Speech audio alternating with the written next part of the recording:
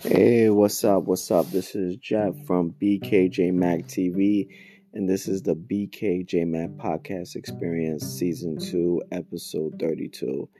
Today, we're going to be talking about red number 40. Yes, red number 40. It sounds weird just to say it, red number 40, but there is. So it's a food coloring that's number 40. Just like there's one for orange, there's one for purple, and there's one for green. And basically, in this article, it's not healthy for you to eat. Basically, it can trigger bowel diseases. Yes, I'm saying it.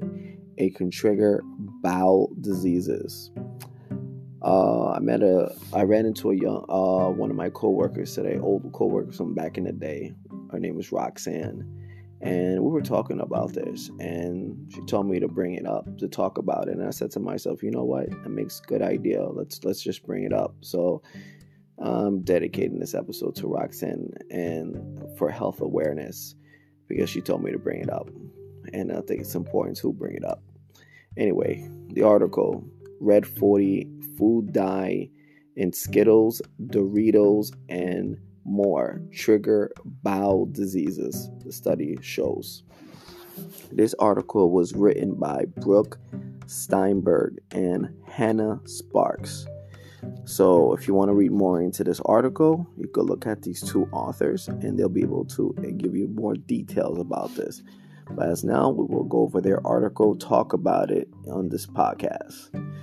Okay, article starts with a new study published in the journal Natural Communications has revealed that a common red dye in food can increase the risk of inflammatory bowel diseases, which affects some 3 million Americans, according to the Cohen's and Carter's Foundation.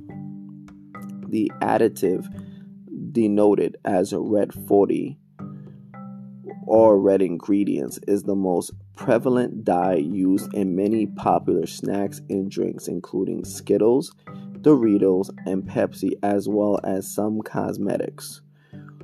Yes, that's crazy. It's used in a lot of popular things, and I know a lot of people they be eating Skittles out there, Doritos, drinking a lot of Pepsi, and they don't realize they're drinking a lot of red 40. That's all up in that can of soda. That's all up in those Doritos and those Skittles. It's pretty nasty. It's really, really nasty.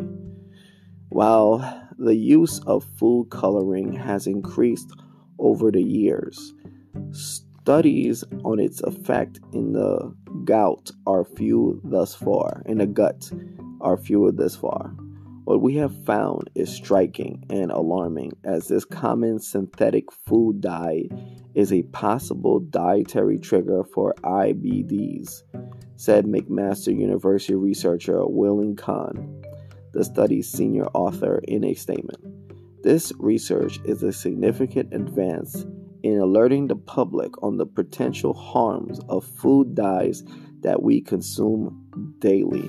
So basically, what McMaster is saying from as a researcher, he's saying that these food dyes can really affect our bowels in such a way, because we're consuming it so much, it can slowly destroy our bodies internally.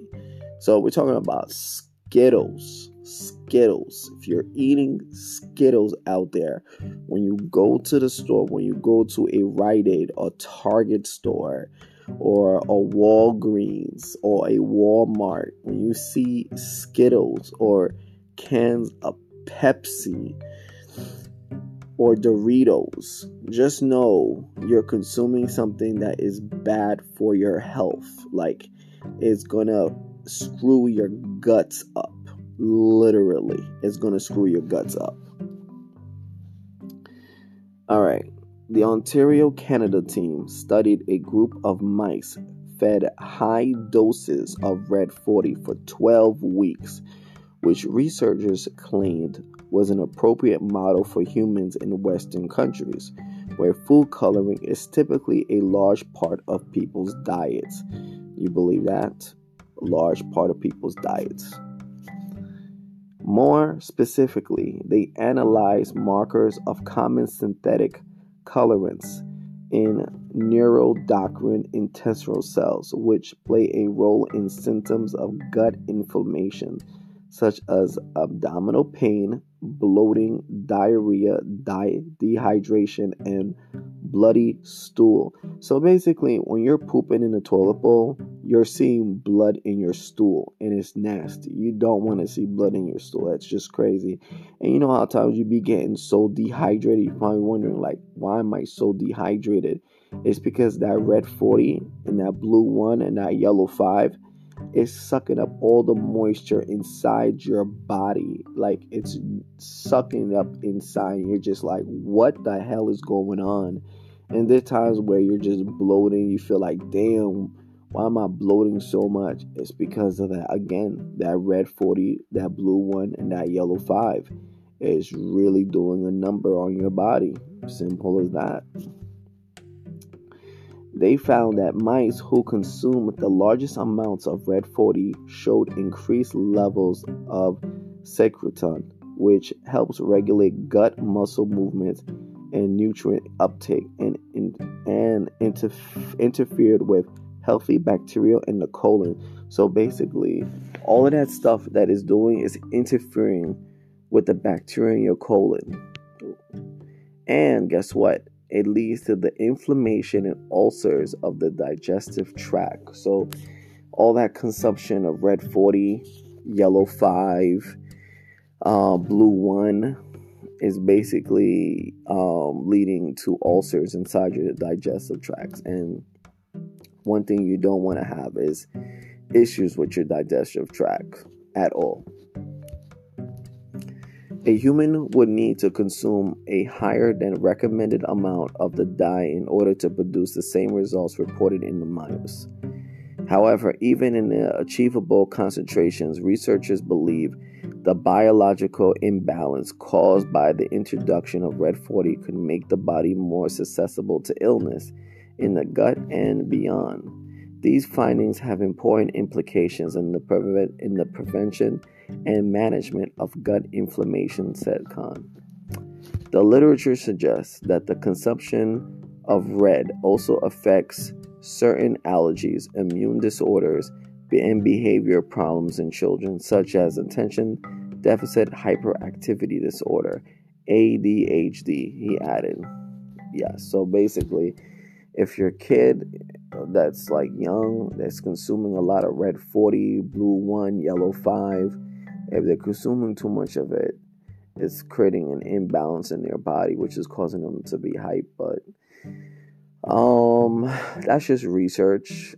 I want more information about that. I'm not gonna just take it with a grain of salt. I want more details about that part. But I do believe in the effects of red 40 and what it can do to the gut. So it's just not healthy. It's something that needs to be reduced. It should be eliminated in all foods, to be honest with you. It really should. The Food and Drug Administration has a set limit on the amount of food coloring that can be used in food and cosmetics, while the recommended daily intake is no more than 3.2 milligrams per pound of a person's body weight. For perspective, red 40 in juice drinks alone contributes up to 9% of the acceptable daily intake for kids of an average weight age 6 to 10 years old. A 2014 study in the journal Clinical Pediatrics found that just one serving of Kool-Aid's Burst Cherry drink contains more than 50 milligrams of various dyes. Holy moly, 50 milligrams of various dyes. So listen, parents out there, I'm telling you, if you're giving your kids Kool-Aid and stuff like that, please write the company a letter. Tell them stop making Kool-Aid with red dye in it, because let them use natural colors, natural real fruit juice. because it's ridiculous at this point. All this consumption of dyes going into the body is just not good, because it creates more of a burden for the body to having to process that out.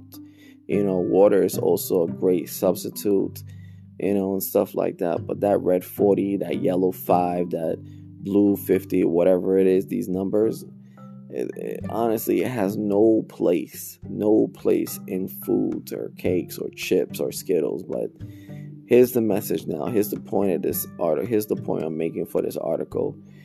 Stay away from these products. If you're going to eat them, drink tons of water.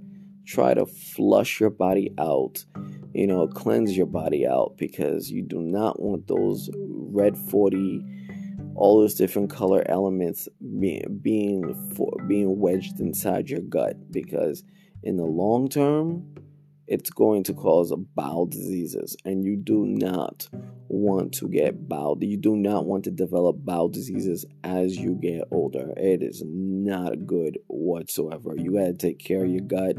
You have your good bacteria and your bad bacteria, and if too much of the bad bacteria comes in, it's going to eliminate the good bacteria in your gut. So please be mindful when you eat Skittles, Doritos, and all that other stuff, because overall it's just not good at all. And stay tuned for the next episode down the line, where we're going to be talking about the sugar content in sodas, because I think honestly it's pretty disgusting. It's like when you go to the store, it's like a dissection of walking diabetes.